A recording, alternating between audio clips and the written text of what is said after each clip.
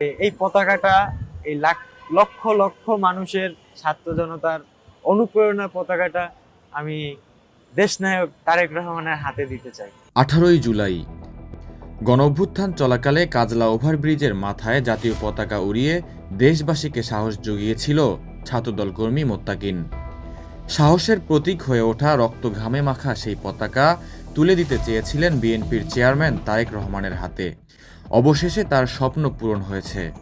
গুলশানে বিএনপির চেয়ারপারসনের কার্যালয়ে গিয়ে দলের চেয়ারম্যান তারেক রহমানের হাতে পতাকাটি তুলে দিয়েছেন তিনি। জুলাই বিপ্লবের সেই ঐতিহাসিক মুহূর্তে মোত্তাকিনের ওড়ানো জাতীয় পতাকাটি দেশ বিদেশের কোটি মানুষকে ফ্যাসিবাদের বিরুদ্ধে উদ্বুদ্ধ করেছিল।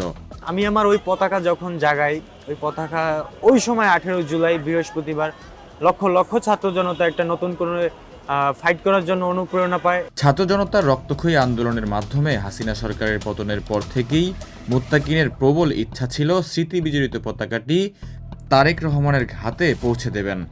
শনিবার দীর্ঘ প্রতীক্ষার পর সেই সুযোগ আসে এবং উপহার হিসেবে পতাকাটি তারেক রহমানের হাতে তুলে দেন মোত্তাকিন।